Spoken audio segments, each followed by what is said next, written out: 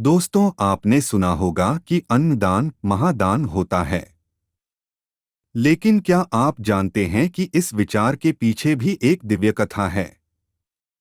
एक ऐसा समय था जब भगवान शिव ने स्वयं यह कह दिया था, संसार में कुछ भी स्थायी नहीं है, यहाँ तक कि भोजन भी नहीं। तब क्या हुआ, जानिए इस अद्भुत कथा में।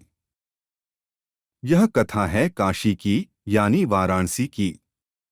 शिवजी अपने भक्तों को ज्ञान का उपदेश दे रहे थे। एक दिन उन्होंने कहा, यह संसार माया है, शरीर भी माया है, भोजन भी माया है।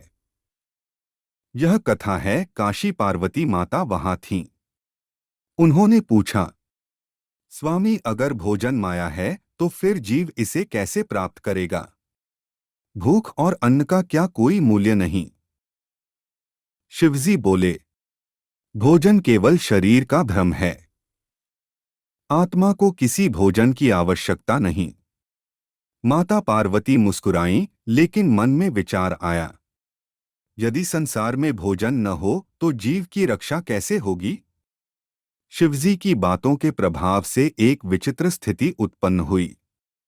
संसार में अन्न का संकट छा गया। खेत सूख गए, अनाज नहीं उगा। लोग भूखे मरने लगे।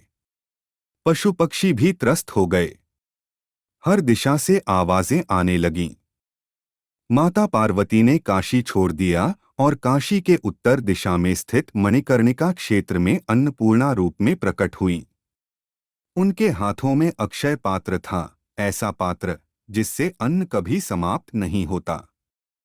उन्होंने वहां एक अन्न क्षेत्र की स्थापना की, जहां हर भूखे को भोजन मिलने लगा।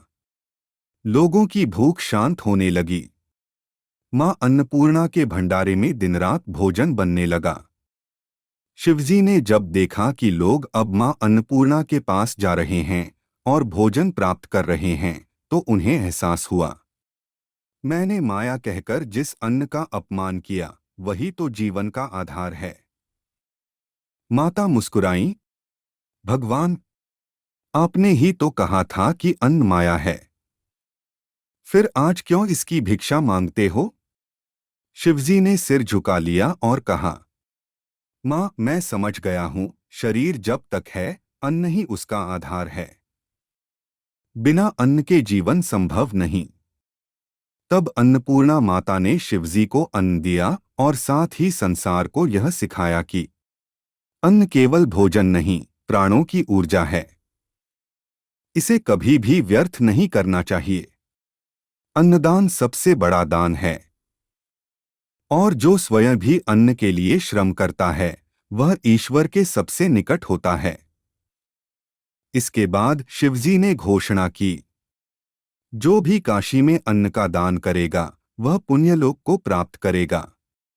और जो भी भूखे को भोजन कराएगा, वह स्वयं मेरे समीप आएगा। काशी को अन्न क्षेत्र कहा जाने लगा।